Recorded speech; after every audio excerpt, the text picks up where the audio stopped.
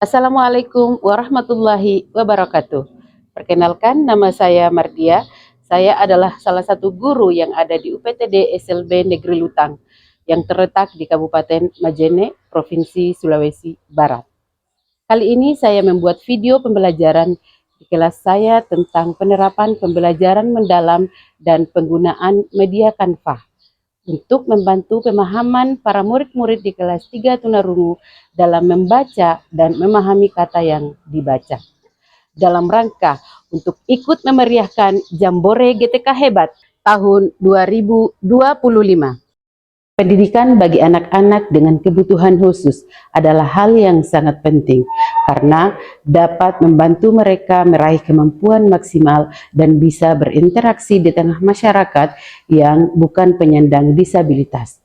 Seorang guru dalam proses mengajar harus mampu menciptakan pengalaman yang fokusnya tidak hanya pada hasil akhir, tetapi juga mengembangkan pemikiran dan pemahaman yang berarti bagi anak berkebutuhan khusus. Sesuai dengan kebutuhan pembelajaran di abad ke-21, guru harus mampu mengembangkan kemampuan berpikir kritis, kreatif, serta kolaboratif agar siap beradaptasi dalam kehidupan sehari-hari.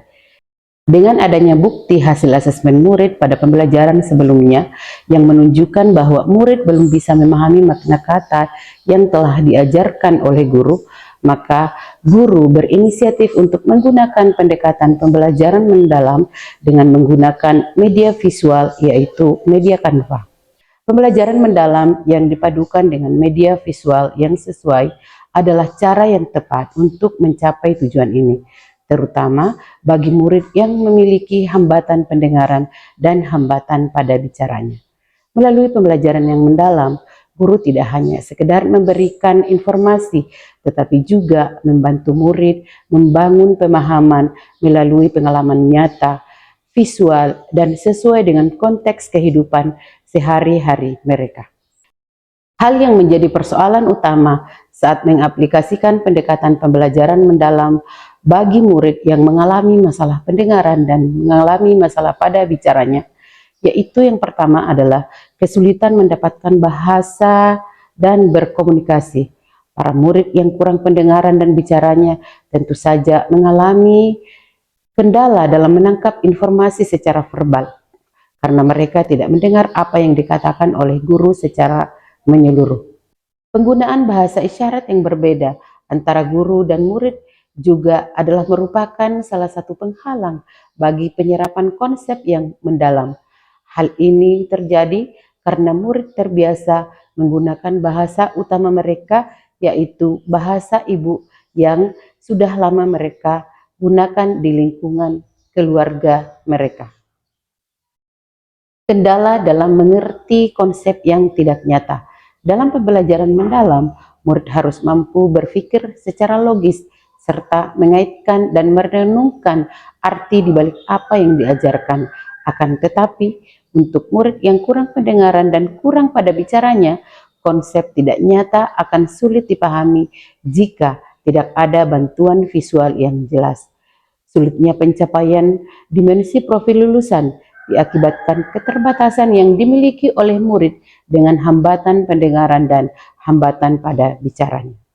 Strategi pembelajaran yang sangat diperlukan untuk menanggulangi berbagai kendala adalah mengaplikasikan pembelajaran mendalam bagi murid dengan hambatan pendengaran dan hambatan pada bicaranya, yang mana strategi tersebut harus berfokus pada kebutuhan setiap murid secara individu. Tindakan yang dilakukan oleh guru tidak hanya mengutamakan penyampaian materi, dan melainkan juga pembentukan suasana belajar yang komunikatif, visual, dan bermakna. Huruf apa? Huruf apa? B.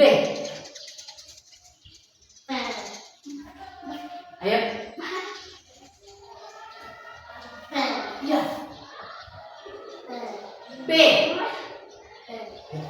Ada getarannya. B. Iya. Kamu? B. Iya. Kamu? Iya. Huruf B. Ya. Iya, ada huruf B, A, J, U. Namanya baju. Kalau ini bola. Baju ya itu. Meja. Bola. Buku. Ini kata pintu. Apa? Pintu. Ya. Ingat ya, ini namanya pintu. Sebagai upaya untuk mewujudkan pencapaian dimensi profil lulusan yang ada di UPTD SLB Negeri Lutang.